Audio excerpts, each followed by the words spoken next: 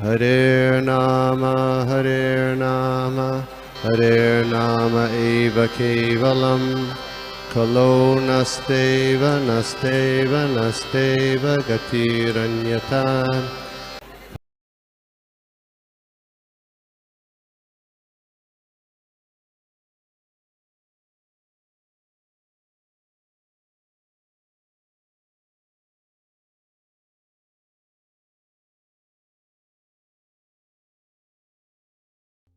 शुरुआत करते हैं।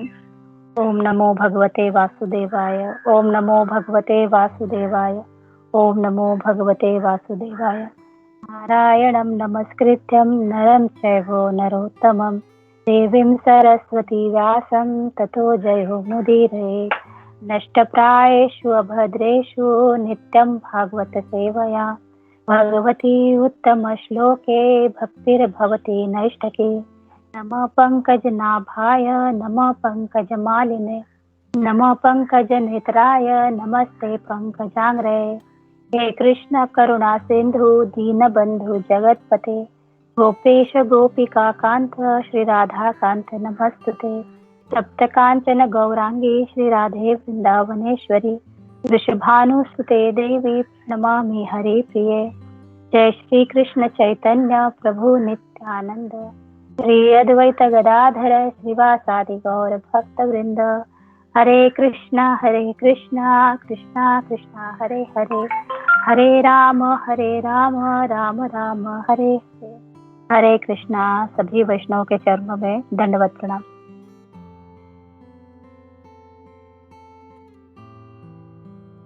श्लोक नंबर 47।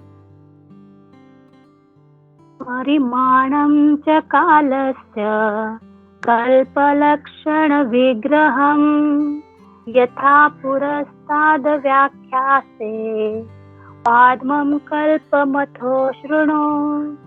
अनुवाद श्रील प्रभुपाद द्वारा श्रील प्रभुपाद की जय। हे राजन, आगे चलकर मैं काल के स्थूल तथा सूक्ष्म रूपों की माप का उनके विशिष्ट लक्षण सहित वर्णन करूंगा, किंतु इस समय मैं तुमसे पाद्म कल्प के विषय में कहना चाहता हूँ। तात्पर्य इसका छोटा है, इसको भी हम पढ़ लेते हैं। तात्पर्य: ब्रह्मा के कल्प की वर्तमान अवधि वराह कल्प अथवा श्वेत वराह कल्प कहलाती है, क्योंकि श्री भगवान का वराह अवतार भगवान के सृजन के दौरान हुआ था और ब्रह्मा का जन्म श्री विष्णु के नाभि कमल से हुआ था। इसलिए इस वराह कल्प को पाद्म कल्प भी कहते हैं। और श्रीमद् भागवतम के प्रथम भाष्यकार श्रील श्रीधर स्वामी का अनुसरण करते हुए श्रील जीव गोस्वामी तथा श्रील विश्वनाथ चक्रवर्ती ठाकुर जैसे आचार्यों ने इसकी पुष्टि की है। अतः ब्रह्मा के वराह कल्प तथा पाद्म कल्प में कोई विरोधाभास नहीं है। हम दूसरा श्लोक भी अभी पढ़ लेते हैं। शौनक उवाच यत्ताहनो भवान् सूत तत्ता भगवत उत्तमः चचार तीर्थानि भुव त्यक्त्वा बंधुना सुदुस्तजान। सृजन के विषय में यह सब सुनने के पश्चात शौनक मुनि ने श्रील सूत गोस्वामी से विदुर के विषय में पूछा, क्योंकि श्रील सूत गोस्वामी ने पहले ही उन्हें बता रखा था कि विदुर ने किस प्रकार अपने उन परिजनों को छोड़कर गृह त्याग किया था, जिनको छोड़ पाना अत्यंत दुष्कर होता है।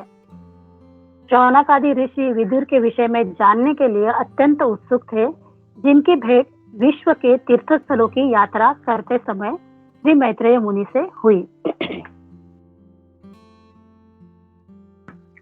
ओम विष्णुपादाय कृष्ण पृष्ठाय भूतले श्रीमते भक्ति वेदांत स्वामी इति नामिने नमस्ते सारस्वते देवे गौरवाणी तथा निर्विशेष शून्यमदि प्राश्चात्य देशतारिणे।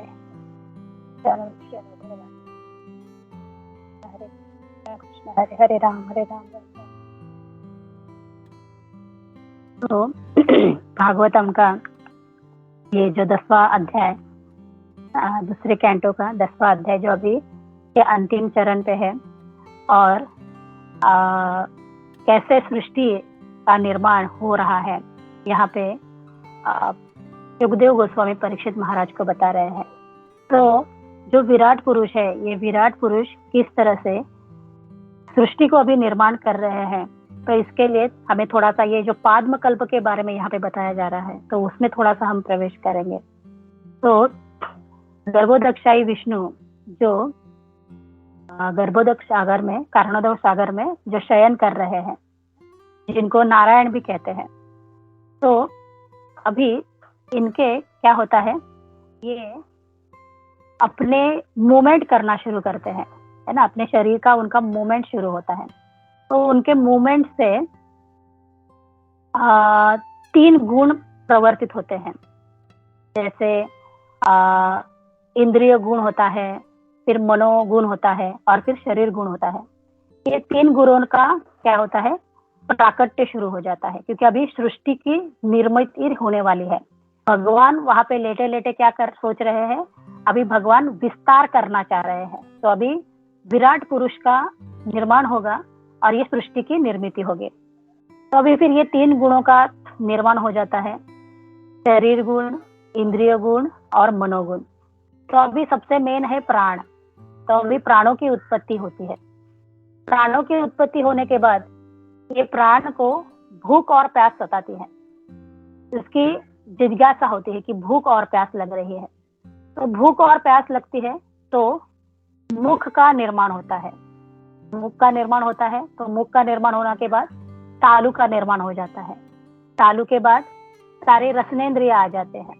रसनेंद्रिय आने के बाद जिह्वा को अभी बोलने की इच्छा होती है कि मुझे कुछ तो वाक्य बोलना है। तो अभी बोलने की शक्ति के अधिष्ठाता देवता है अग्नि।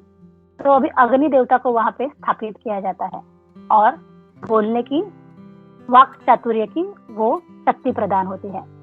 फिर अभी जो ये प्राण है, ये प्राण उसका जोर जोर से श्वसन चल रहा है। तो अभी प्राण के अवन गमन से क्या हो जाते हैं, 2 होल बन जाते हैं जो नथुने हैं, घ्राणेन्द्रिय।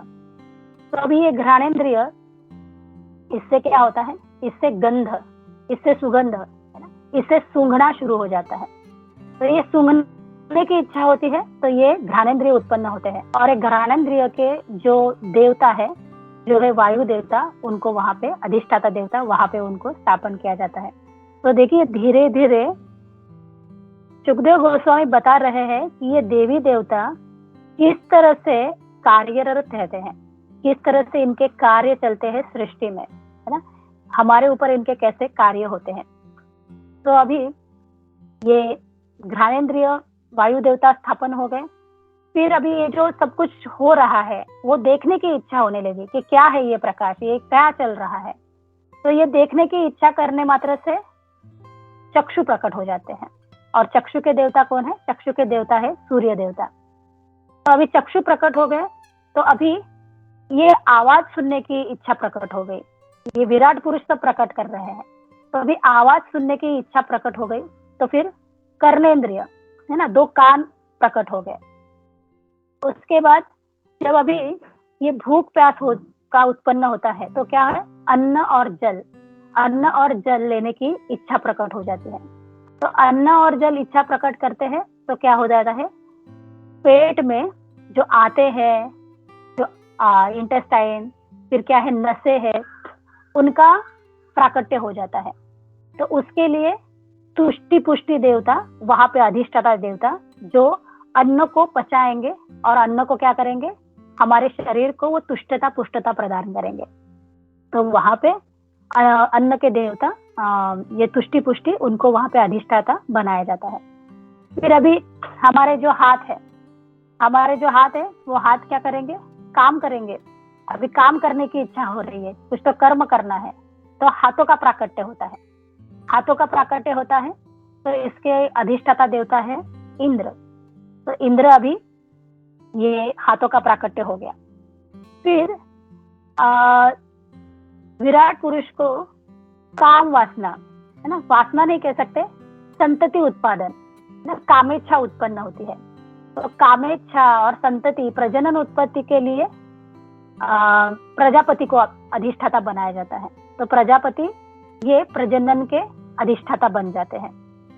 फिर अभी मल त्याग करना है ना, मल विसर्जन करना है। तो मल विसर्जन के लिए मित्र देवता को वहां पे नियंत्रित किया जाता है। तो देखिए, हम जब हमें कोई सेवा वगैरह भी मिलती है, तो हम जैसे कोई झाड़ू लगाना है, बर्तन करने हैं, तो हम उनको बड़े कनिष्ठ सेवा मानते हैं।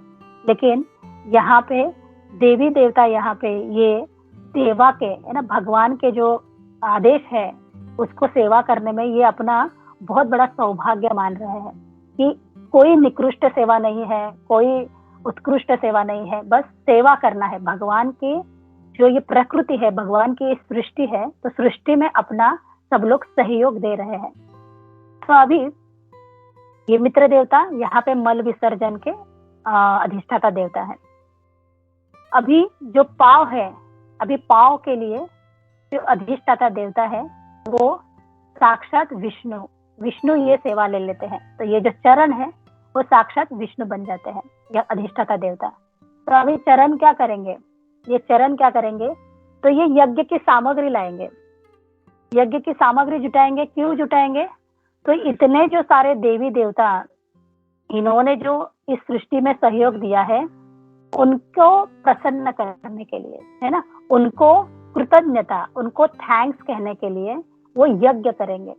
तो मनुष्य का धर्म क्या है, मनुष्य का धर्म है कि हमें यज्ञ करना है, हमें यज्ञ करना है उस परम पुरुष को प्रसन्न करने के लिए, जिन्होंने हमारे लिए ये सब कुछ इतना कार्यरत हो रहा है। तो अभी आगे शुभदेव गोस्वामी बताते हैं कि ये जो कर्णोदक्षाई विष्णु है ये नीचे लेटे हुए हैं, और अभी इनकी जो नाभि से जो कमल एक डंडी निकलती है ना, कमल नाल निकलता है।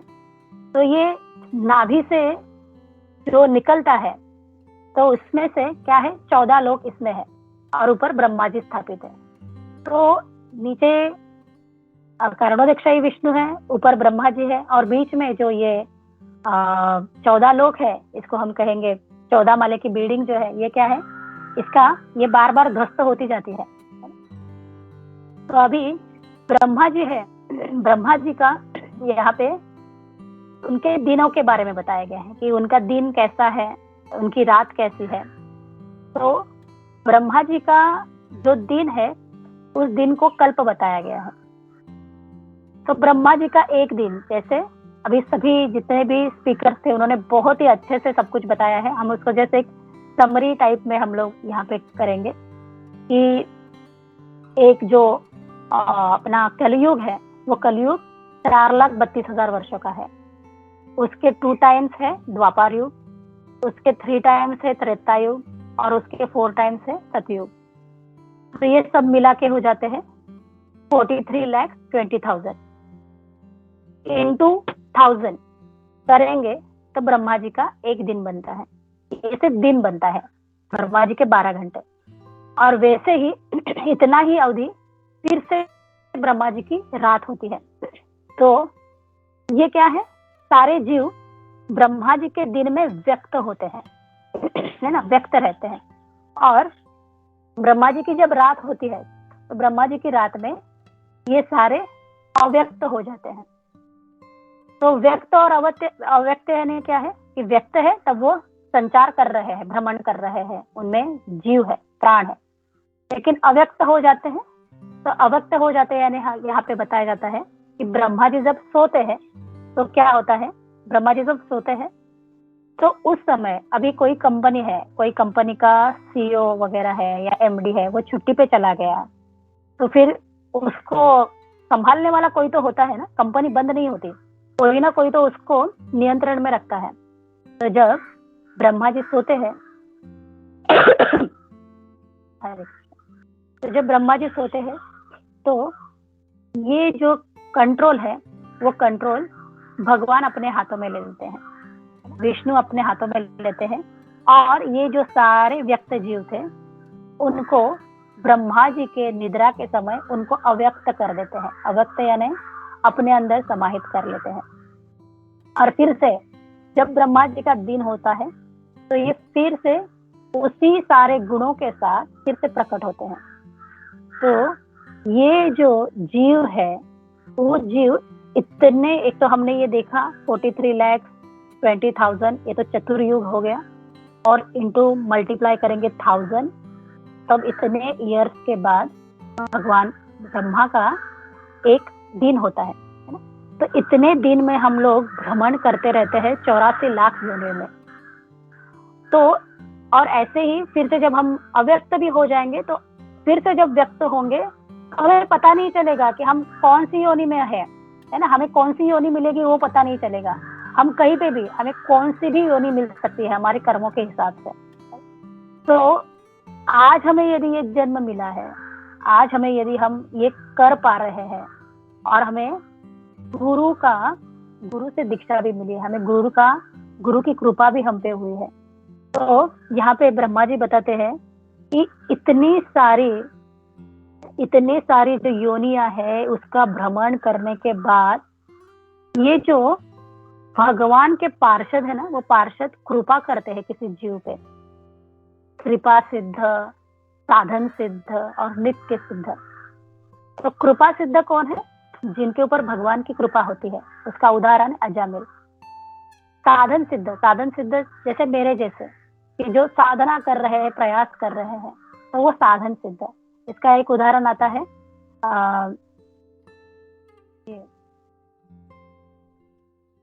वो हिरन वाले कौन से महाराज थे, मैं उनका नाम भूल गई। भरत महाराज। Thank you. तो भरत महाराज। और नित्य सिद्ध जैसे प्रभुपाद जी है, भक्ति सिद्धांत स्वामी है, फिर जैसे हमारे सारे गुरु है, ये सब कैसे है? ये सब नित्य सिद्ध है। एकनाथ महाराज है, जनाबाई है, कितने सारे अपने है ना संत जन है, तो ये सारे नित्य सिद्ध है। तो ये सारे जो नित्य सिद्ध, ये जो गुरु है, वो इतना लंबा प्रयास करके हमारे लिए आते हैं, हमारे जैसे लोगों का उद्धार करने आते हैं, क्योंकि हम इस भ्रमण से छुटकारा पा सके। तो ये व्यक्त और अव्यक्त जो सृष्टि है, ये भक्तों के लिए नहीं है। भक्तों के लिए परमानेंट धाम है, वो है गोलोक धाम, भगवत धाम। तो ये जो गुरु है, ये गुरु इतना भ्रमण करते हुए सिर्फ हमारे लिए आते हैं, क्योंकि हमारा उद्धार हो सके, और हमें वो उस तरह से गाइड करते हैं। तो ये जो अजामिल की कथा, अजामिल के साथ क्या हुआ था? तो अजामिल जब हमने अजामिल का देखा था कि उसकी वो वेश्या से शादी कर लेता है, लेकिन उसका भी एक पास्ट टाइम है अजामिल का। अजामिल एक एकनिष्ठ वैष्णव था, एकनिष्ठ ब्राह्मण था, वैष्णव नहीं कहेंगे, एकनिष्ठ ब्राह्मण था। तो ये एकनिष्ठ ब्राह्मण क्या करता था? भगवान की भक्ति, पूजा वगैरह, ध्यान साधना, ऐसे उसका सब नित्य कर्म चलता था। एक दिन वो क्या होता है, एक दिन वो नदी में शीतल जल में जाके अपनी साधना कर रहा था, वहां पे बैठता है, नाम जप कर रहा था, और ऐसे में वो क्या होता है, वो समाधि में चला जाता है। समाधि में चला जाता है और वहां पे नदी को बाढ़ आ जाती है, वो बाढ़ में बह जाता है। वहां पे एक ऋषि की कुटिया थी, तो वो ऋषि की कुटिया, ऋषि देखता है कि अरे ये तो शव जैसा प्रतीत हो रहा है, इसमें तो कोई जान नहीं है। तो ऋषि थोड़ा सा देखते हैं ठीक से, तो उनको पता चलता है कि ये बेहोश हो गया है शायद। तो उनकी एक कन्या थी, पुत्री थी, तो उनको वो कहते हैं कि अपनी पेट की गर्मी से ना इसमें थोड़ा सा इसको गर्मी दे दो ताकि इसमें जान आ जाए। तो पुत्री अपने पिता के कहने पे, ऋषि के कहने पे, अपनी पेट की गर्मी से उनके अंदर वो चेतना आ जाती है ना, वो समाधि से बाहर आ जाते हैं। तो जैसे ही अजामिल चेतना से बाहर आ जाते हैं, समाधि से बाहर आ जाते हैं, तो उनको बड़ा क्रोध आता है कि ये क्या कर दिया है ना, मैं तो इतना एकनिष्ठ भक्त हूँ, मैं एकदम ब्रह्मचारी हूँ, और ये तुमने क्या कर दिया। और उस जो युवती है उसको शाप दे देते हैं। उसको कहते हैं कि तुमने ऐसे पराये पुरुष को तुमने स्पर्श किया है, तो तुम क्या बनोगी? तुम वेश्या बनोगी।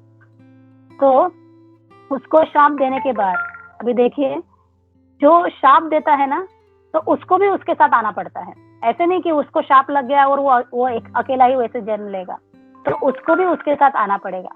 तो इस तरह से अगले जन्म में होता है कि वो वेश्या भी आती है, और फिर वो एक, हमने अजामिल की कथा भी सुनी है। लेकिन अजामिल के साथ अभी होता क्या है? जब अजामिल के घर में वैष्णव साधु आते हैं, और वैष्णव साधु कहते हैं कि तुम्हारे पुत्र का नाम नारायण रख दो। तो नारायण नाम रखने से ये अजामिल क्या करता है, जैसे उन साधुओं ने वैष्णवों ने बताया है, गुरु की आज्ञा मानता है ना, उसी नाम से अपने बेटे का नामकरण करता है, उसी नाम से उच्चारण करता है।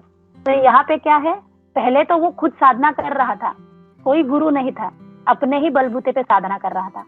और अभी क्या हो गया, अभी गुरु की आज्ञा से, अभी कोई साधना नहीं की, अभी कोई नाम जप नहीं किया, कुछ नहीं किया, सिर्फ गुरु की आज्ञा को फॉलो किया है, गुरु की आज्ञा फॉलो की और नारायण नारायण जपते जपते उसको भगवत धाम प्राप्त हो गया। फिर भरत महाराज की कथा आती है। भरत महाराज एक साधन सिद्ध थे, इतनी साधना की भरत महाराज ने, बहुत साधना की, इतनी साधना की। और जब हिरण के वो प्रसंग आता है तो हिरण के मोह में आ गए। तो यहाँ पे आचार्य बताते हैं कि ठीक है, वो हिरण के मोह में आ गए, तो फिर वो हिरण ही क्यों बनने चाहिए ना, और कुछ भी तो बन सकते थे, तो हिरण ही क्यों बनते हैं। तो यहाँ पे बताते हैं कि हम जब ना प्राणियों की, पशुओं की जब हम सेवा करते हैं, जो भी ऐसे प्राणी जो शास्त्र में वर्णित नहीं है, तो ऐसे प्राणियों की यदि हम उनको स्पर्श करते हैं, उनके यदि हम आंखों में देखते हैं, तो क्या होती है, हमारी करुणा और हमारी भक्ति नष्ट होती है। तो इसलिए ये जो शास्त्रों में कुत्ता, बिल्ली, पशु या कोई कबूतर पालता है, कोई तोता पालता है ना, कोई तो कछुए भी पालते हैं। मैंने हमारे एक फ्रेंड्स थे, उनके घर में गई थी, उनका लड़का जॉब कर रहा था और उनके घर में कछुआ, तोता सब कुछ रखे हुए थे। तो उनके वो भी माला वगैरह जपते हैं, कंठी वगैरह सब कुछ पहने हैं। तो उन्होंने अपने बेटों को समझाया था, लेकिन वो मान नहीं रहा था। तो जब मैंने उनको देखा कि ये क्या है आपके घर में सब, तो कहने लगे ये इतने सालों से इसने रखा है यहाँ पे घर में लाके, इसको बहुत बहुत पसंद है। तो मैंने उनके बेटे को कहा कि जितने साल तुमने इनको अपने घर में आश्रय दिया है ना, तुम्हें उतनी साल ये योनि में जाना पड़ेगा, क्योंकि ये जो जीव है ना, इनके भोग को तुमने रोक के रखा, तो इनके भोग तुम्हें भोगने पड़ेंगे। तो वही भरत महाराज के साथ होता है कि भरत महाराज ने जितने साल उस हिरण के भोगों को रोक के रखा, उतने साल उनको हिरण का जन्म लेना पड़ा। तो अभी जब हिरण बन के जन्म लेते हैं, तो तभी भी वो साधन सिद्ध अकेले ही साधना कर रहे थे, लेकिन जब हिरण का जन्म लेते हैं, और हिरण का जन्म लेने से क्या होता है, फिर साधुओं का संग करते हैं, साधुओं की कुटिया में आके रहते हैं, वहां पे एकादशी बनाते हैं, पत्ते खाते हैं एकादशी के दिन। और उन साधुओं के संग से, वैष्णवों के संग से क्या होता है, भरत महाराज को भी वैकुंठ की प्राप्ति हो जाती है। तो ये जो संग है ना, संग बहुत, साधुओं का संग, गुरुजनों का संग, गुरु की कृपा, ये बहुत जरूरी है। नाम जप करने से भगवान की कृपा होगी, हमें ज्ञान मिलेगा, ज्ञान मिलेगा कि किस तरह से वैष्णवों को प्रसन्न करने से, किस तरह से गुरु की सेवा करने से भगवान मिलेंगे।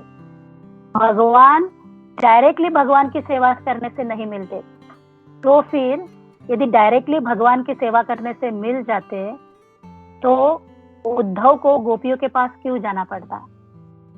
विदुर जी भी भगवान कृष्ण का संग कर रहे थे, फिर भी विदुर जी को क्यों जाना पड़ा। तो डायरेक्टली भगवान का संग करने से भगवान नहीं मिलेंगे। भगवान कहते हैं कि मैं क्या हूँ, मेरे दासों का, मैं भक्तों का मैं, है ना, मैं उनका अधीन हो जाता हूँ। अहम भक्त पराधीनः। तो हमें क्या करना है, हमें जो भगवान के भक्त है, उनके भक्त है, हमें उनकी सेवा करनी है। जो रामानुजाचार्य थे, तो रामानुजाचार्य के एक शिष्य थे लीलाचार्य। तो लीलाचार्य भी बहुत ही शुद्ध भक्त थे। तो अभी रामानुजाचार्य लीलाचार्य को कहते हैं कि अभी तुम्हारी बहुत अच्छे से दीक्षा हो गई है, तुम्हारी साधना भी बहुत अच्छे से हो गई है, अभी तुम्हें एक काम करना है, तुम्हें एक मैं आदेश देता हूँ, तो उस आदेश को लेके अपने घर पे जाओ तुम, और अपना नित्य कार्य करते रहो। तो अभी लीलाचार्य को आदेश मिलता है, रामानुजाचार्य कहते हैं कि जो भी वैष्णव है ना, उन वैष्णवों को हमेशा भगवान से भी ऊपर समझो, भगवान से भी ऊपर मानो उनको, और उनकी पूजा करो। तो लीलाचार्य कहते कि नहीं, मेरे से ये नहीं होगा, मैं उनको भगवान के ऊपर नहीं मान सकता। तो रामानुजाचार्य कहते ठीक है, तो फिर उनको भगवान के समान मानो। लीलाचार्य कहते कि नहीं, मेरे से वो भी नहीं होगा, मैं उनको भगवान के समान भी नहीं मान सकता।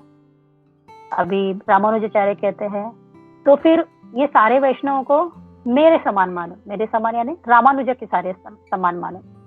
तो कहते वो भी मैं नहीं कर सकता, ये भी मुझसे होगा ही नहीं, ये मैं मान ही नहीं सकता, मेरा मन तैयार ही नहीं होगा। तो अभी रामानुजाचार्य कहते हैं फिर अभी एक ही लास्ट पर्याय है कि उनको तुम क्या समझो, तुम अपने बंधु समान मानो, सारे आचार्यों को, सारे वैष्णवों को। तो कहते हैं ठीक है, बंधु समान चलेगा। फिर अभी लीलाचार्य अपने घर आते हैं और घर पे आने के बाद जो भी तिलक और कंठीदारी दिखेगा उसको पकड़ के लेके आते थे अपने घर में, पकड़ के लेके आते थे, उसको भोजन, उसको उपहार वगैरह देते थे। यहाँ तक कि ये मेरा बंधु है, मेरे गुरु ने आदेश दिया है कि ये मेरा बंधु है, तो उसको अपने प्रॉपर्टी का हिस्सा भी दे देते थे कि ये मेरा बंधु है, मेरे गुरु ने कहा है। फिर जो कुत्ता भी दिखे रास्ते पे तो उसको भी कंठी विंठी पहना के, तिलक विलक लगा के उसको भी लेके आते थे, उसको भी भोजन बिजन करवाते थे। तो ये अभी नित्य होने लगा, ये डेली होने लगा। और सारा गांव अभी लीलाचार्य जी को कहने लगे ये तो पागल हो चुका है। सभी को क्या करता है, पकड़ पकड़ के लेके आता है और भोजन कराता रहता है, किसी को ये दान में दे दो, वो दान में दे दो, पूरा कंगाल हो चुका है।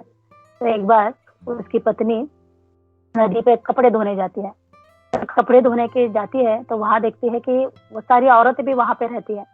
तो एक ना शव आता है और उस शव ने भी कंठी और तिलक धारण किया हुआ रहता है। तो वो जो सारी जो औरतें हैं वो कहती है लीलाचार्य जी की पत्नी को, अरे देखो ये क्या तुम्हारा देवर है या जेठ है, देख लो कौन है ये। तो उनको बड़ा वो एकदम लज्जित फील करती है कि मेरे लिए अभी सब लोग ऐसे कहने लगे हैं। तो घर में आती है और वहां पे लीलाचार्य भोजन कर रहे थे। तो पत्नी आती है उनके और कहती है कि क्या सब गांव वाले ताने मार रहे हैं, सब जगह मेरी है ना हंसी हो रही है। और मुझे मैं अभी गई थी कपड़े धोने तो वहां पे नदी में एक शव था जिसमें कंठी और तिलक था उसके ऊपर। तो सब औरतें मुझे कहने लगी क्या ये तुम्हारा जेठ है या तुम्हारा देवर है, पहचान लो ये कौन है। तो जैसे ये सुनते हैं लीलाचार्य जी फटाक से उठ जाते हैं, उठते हैं और भागते हैं नदी की ओर। और जो वो वैष्णव थे उनका पूरा अच्छे से अंत्य संस्कार विधि वगैरह कर देते हैं। और अभी अंत्य संस्कार विधि वगैरह होने के बाद उनके लिए श्राद्ध का खाना रखते हैं, उनके भोजन रखते हैं और सारे गांव को बुलाते हैं। तो अभी गांव वाले कहते हैं कि पता नहीं ये कौन था, है ना, ये जो मरा था उसकी जाति क्या थी, कौन से जात का था, कोई चांडाल कुल का हो, कैसे हो, और ऐसे का यदि हम भोजन करेंगे तो हमें भी उसका है ना उसका श्रेय मिल जाएगा। तो इसके घर पूरा गांव सोचता है, ये पूरा गांव ये पूरा डिस्कस करता है कि इसके घर नहीं जाएंगे क्योंकि पता नहीं था ये किसका शव है, ये कौन है। तो शास्त्र में बताया जाता है ना कि यदि कोई चांडाल भी हो लेकिन वो वैष्णव धर्म का पालन कर रहा है तो वो चांडाल नहीं रहता। और कोई एक नॉर्मल जो ब्राह्मण है वो ब्राह्मण से साधन से सभी साध्य विधि को कर रहा है लेकिन उसके में वैष्णव गुण नहीं है तो वो वैष्णव नहीं है, भले वो ब्राह्मण कुल का क्यों ना हो। तो अभी बड़ा सब भोजन वगैरह सब तैयार है, कोई लोग नहीं आ रहे हैं। तो लीलाचार्य जी रामानुजाचार्य के पास चले जाते हैं और बताते हैं कि सुबह से हम लोग राह देख रहे हैं लेकिन कोई नहीं आया है। तो अभी रामानुजाचार्य तो राम के अनुज है ना, वो सीधा साधना से वैकुंठ धाम चले जाते हैं। वैकुंठ धाम चले जाते हैं और कहते हैं कि वैष्णव भोज आयोजित किया गया है और आप सब लोग निमंत्रित है, वहां पे सबको आमंत्रण है। तो बताइए कौन कौन आना चाहेगा वैष्णव भोज के लिए। तो सब लोग हैंड रेज करते हैं कि हम आ जाएंगे और सब लोग अपने विमानों में बैठ के फटाफट सब लोग आ जाते हैं। और गांव में सब लोग देखते रहते हैं कि ये क्या हुआ कि इसके घर में तो इतने सुंदर सुंदर कपड़े पहन के, इतने सुंदर सुंदर कांति वाले एकदम बहुत ही सुंदर लोग आ रहे हैं, कहाँ से आ रहे पता नहीं है। और ये सब पूरा गांव देख रहा है कि लोग आ रहे, भोजन करके चले जा रहे हैं। ये लीलाचार्य उनको सबको उपहार भेंट कर रहे हैं। इतना है ना, वो एक दिव्य वातावरण हो जाता है वहां पे। और उस घर से एक दिव्य सुगंध सी फैल जाती है पूरे गांव में। और फिर गांव वालों को इस बात का अंदाजा हो जाता है कि ये सारे जो है लीलाचार्य के पास आए थे, वो सारे कौन है? ये सारे दिव्य दिव्य पुरुष है, ये दिव्य लोग यहाँ पे आए हुए थे। फिर वो गांव वाले लीलाचार्य जी के पास आते हैं और उनको क्षमा मांगते हैं उनसे कि हमने इस तरह से सोचा और आपके पास हम आए नहीं थे। तो अभी जो भी कुछ बचा कुछा था, धान्य वहां पे जो कोई कुछ पड़ा था, चावल के दाने पड़े थे, कुछ ये पड़ा था, तो लीलाचार्य जी उनको वही दे देते हैं और उन सबको तिलक और कंठी उनमें धारण करवा देते हैं। उन सब के पूरे गांव के दीक्षा कर देते हैं। तो गुरु की आज्ञा, लीलाचार्य जी अपने गुरु की आज्ञा मानते हैं। तो हमारे जीवन में हमें जब गुरु की आज्ञा से भी है ना, गुरु की बस एक मात्र आज्ञा का पालन करने से हमें भगवत धाम प्राप्त हो जाएगा।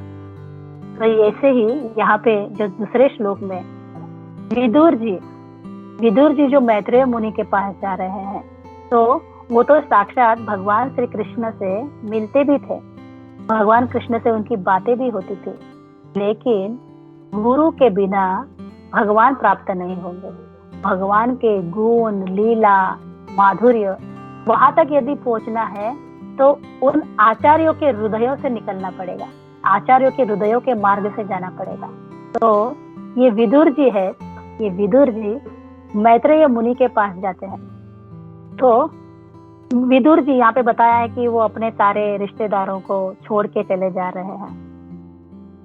तो विदुर जी जब जाते हैं है ना, तो उसका भी एक रीजन बताया है कि दुर्योधन उनको बहुत ही अपमानित करके राजमहल से बाहर निकालते हैं, क्योंकि दुर्योधन को ये पता था कि ये जो युद्ध होने वाला है, दुर्योधन युद्ध की कामना करे हुआ था, उसको युद्ध करना था। और विदुर जी एक ऐसे वहां पे व्यक्ति थे जो धृतराष्ट्र को बार बार समझा रहे थे, है ना, और धृतराष्ट्र विदुर की सारी बातें मानते भी थे, सुनते भी थे। तो एक विदुर ही थे जो बीच में दुर्योधन और धृतराष्ट्र के, जो धृतराष्ट्र को बार बार रोकते थे युद्ध को परमिशन देने के लिए। और दुर्योधन ये अच्छी भली बात ही जानता था कि जब तक ये विदुर यहाँ पे है, ये युद्ध को होने नहीं देगा। तो इसलिए दुर्योधन विदुर जी को बड़े ही अपमान जनित, घृणास्पद रीति से उनको अपमानित करके अपने राजमहल से बाहर कर देते हैं, निष्कासित कर देते हैं।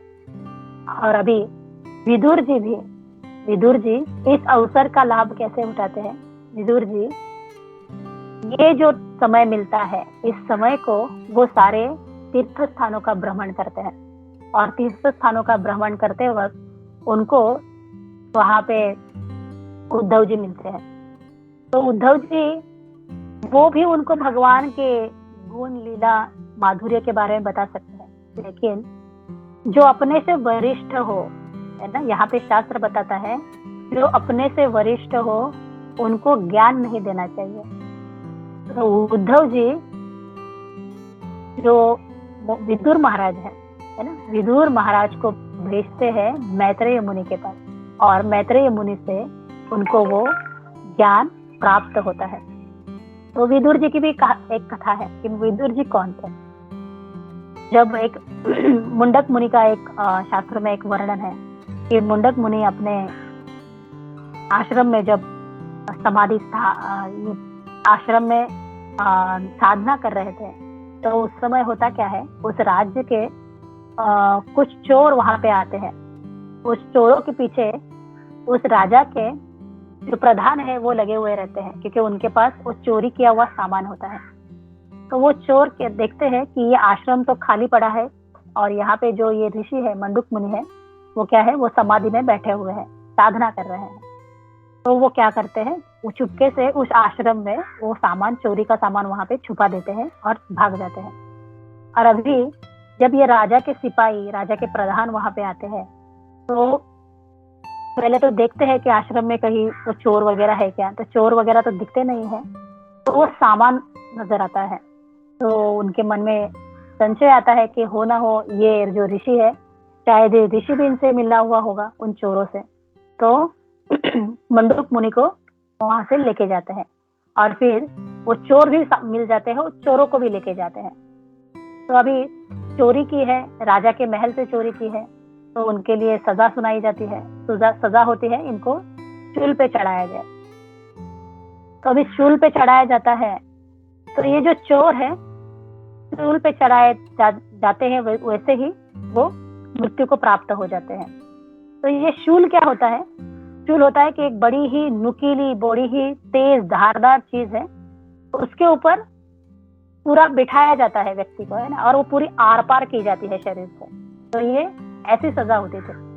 तो अभी जब मंडूक मुनि को शूल पे चढ़ाया जाता है, तो क्या होता है, जैसे वो शूल आएगा नीचे से, तो मंडूक मुनि ऊपर ऊपर उठते रहते हैं। वो शूल जैसे ऊपर आ रहा है, मंडूक मुनि भी ऊपर ऊपर चलते रहते हैं। तो जब ये प्रसंग सारे वहां पे जो सिपाही है वो देखते हैं, तो जाके तुरंत ही राजा को बताते हैं कि वो शूल जैसे ऊपर आ रहा है, तो मंडूक मुनि भी ऊपर ऊपर हो रहे हैं। तो राजा को जैसे ही ये पता चलता है, तो राजा समझ जाता है कि ये मुनि जो है वो एक तपस्वी है, इन्होंने गलत व्यक्ति को लेके आए हैं चोर समझ के। तो राजा आता है, मंडूक मुनि से क्षमा याचना मांगता है कि बहुत ही बड़ी अपराध हो गया है, गलती हो गई है। तो अभी मंडूक मुनि उनका जो ये उनके साथ जो ये प्रसंग होता है, उसके लिए वो क्या करते हैं, सीधा यमराज के पास जाते हैं। यमराज के पास जाते हैं और यमराज को पूछते हैं कि ये मेरे साथ ऐसा क्यों हुआ, मैंने ऐसा क्या किया था जो मेरे साथ ये ऐसे इतना बड़ी मुझे सजा मिली है। तो यमराज देखते हैं अपने सारे खाते को और कहते हैं कि हाँ, तुम जब छोटे से थे 11-12 साल के, तो तुमने क्या किया था, तुम एक नुकीली चीज से क्या कर रहे थे, चींटियों को मार रहे थे। तो अभी मंडूक मुनि को क्रोध आ जाता है। मंडूक मुनि कहते हैं कि वो इतनी जो छोटी उम्र है, उसमें तो पता भी नहीं लगता, उसमें तो पता भी नहीं चलता कि हम क्या कर रहे हैं, तो उसके लिए इतना बड़ा कर्म का फल होगा, है ना। तो मंडूक मुनि कहते हैं कि तुम्हें ही शास्त्रों का ज्ञान नहीं है और तुम्हें ही शास्त्रों का ठीक से तुमने अध्ययन नहीं किया है, तो तुम्हें क्या होगा, तुम्हें ही मैं शाप दे देता हूँ और तुम ही मर्त्य लोक में जाओगे।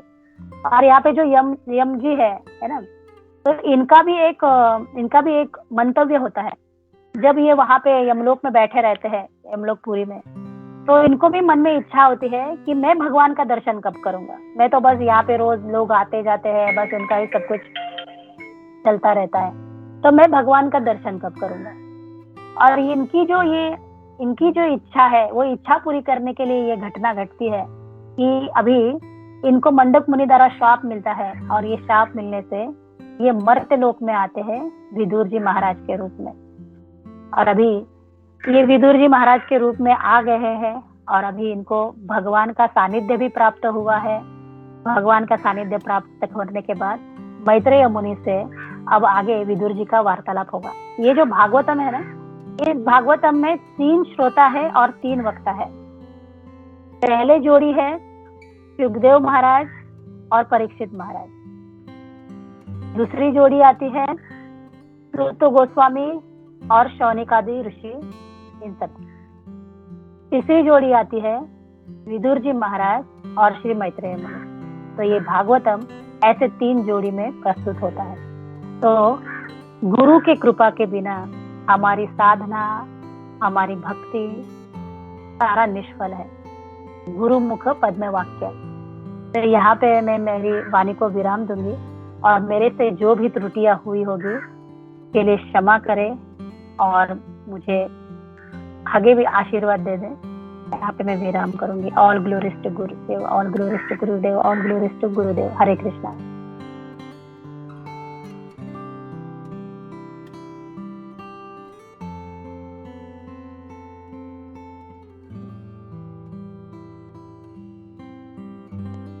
हरे कृष्ण माता जी, नमस्कार प्रणाम। थैंक यू माता, as usual class is very nice. और इसमें काफी जो पूरा जो समराइज आपने करा दिया, पहले जो किया था वो, प्लस जो विदुर जी कौन है वो बताया है इसमें। Thank you for that. और खाली इसमें मुझे एक शंका हो रहा था माता जी, आपने जो ये मंडूक मुनि का जो कथा सुना है, तो उसमें जो आपने बोला मुझे समझा नहीं। जब शूल चुबा रहे तो ऊपर ऊपर हो रहे थे, मतलब मुझे वो समझा नहीं, मतलब व्हाट वाज हैपनिंग। हरे कृष्ण। क्योंकि वो साधन उनके पास, वो सिद्ध पुरुष थे, तो सिद्ध पुरुष को कोई भी ऐसी वो जो भौतिक चीजों से उनको कोई हानि होने वाली नहीं है। तो वो अपने साधना के बल पे वो ऊपर ऊपर उठ रहे थे, नहीं तो अपना वहां पे उनकी वो साधना नजर आ रही थी कि ये सिद्ध है। तो सिद्ध पुरुष को भौतिक चीजों से कोई हानि नहीं होगी, यहाँ पे वो बताया गया।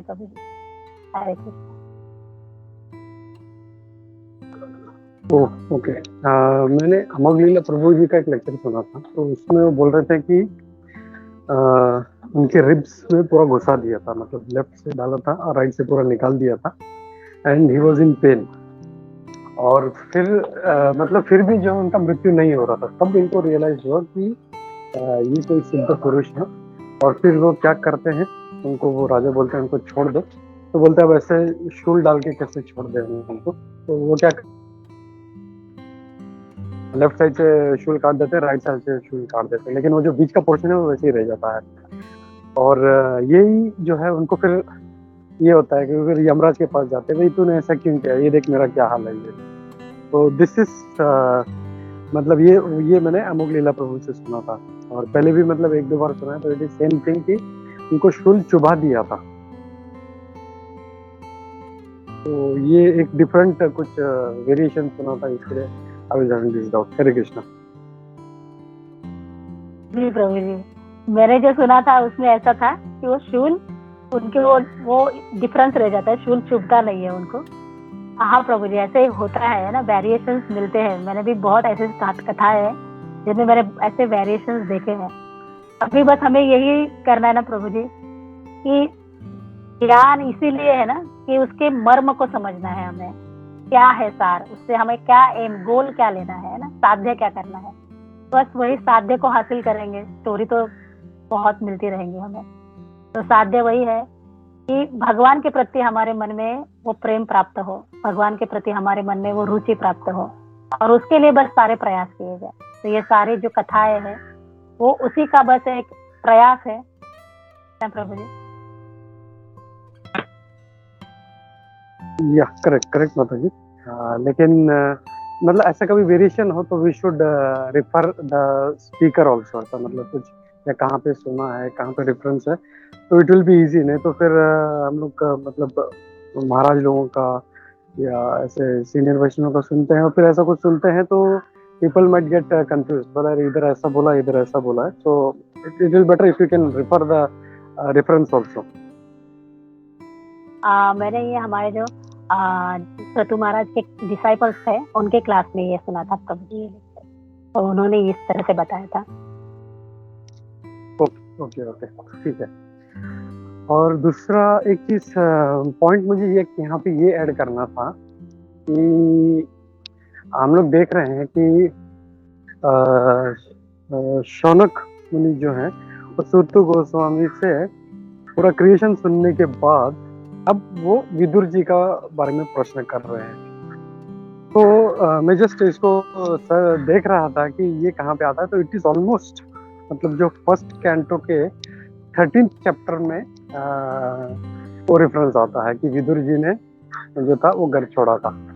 तो वी कैन जस्ट इमेजिन कि जो शौनक मुनि है कितने शार्प हैं, and he is having a good etiquette also. कि पूरा मतलब ऑलमोस्ट वो श्लोक से लेके अगर ये श्लोक देखें हम लोग, तो इट इज ऑलमोस्ट 750 श्लोक हैं almost, and he had that question is mind is noted. और जब सुखदेव गोस्वामी जी का मतलब एज एन एटिकेट पूरा जब बोल के हो गया, फिर उनके में जो मन में प्रश्न था महाराज आप ये बताइए अब कि विदुर जी जो निकले तो कैसे निकले? So that was something very amazing और इंटरेस्टिंग, मुझे अच्छा लगा। So I just wanted to share that कि 750 स्टेटमेंट्स उनका सुनने के बाद में ही इज रेजिंग द क्वेश्चन कि विदुर जी जो थे वो क्यों छोड़ के गया, and he is eager to know each and everything. जो सुखदेव गोस्वामी महाराज जी ने जो जो कहा है कि ये लीला हुआ, ये लीला हुआ, तो यहाँ पे कुछ उनको ऐसा अच्छा लगता है तो he keeps note of it. हम लोग आजकल तो पेन पेपर लेके बैठते हैं, उस टाइम तो ऐसा कुछ नहीं था, but they were also very ना बोलते ना श्रुतिधर हुआ करते थे, तो they used to keep it in mind. And फिर जब पूरा उनका प्रवक्ता का जब हो जाता था, then he used to ask the question. So this is one very interesting thing just wanted to share. Hare Krishna.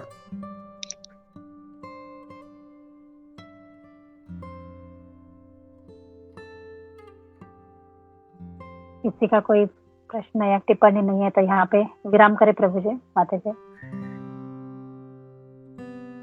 Yes yes माता जी, किसी का कोई कमेंट और नहीं है तो विल स्टॉप हियर।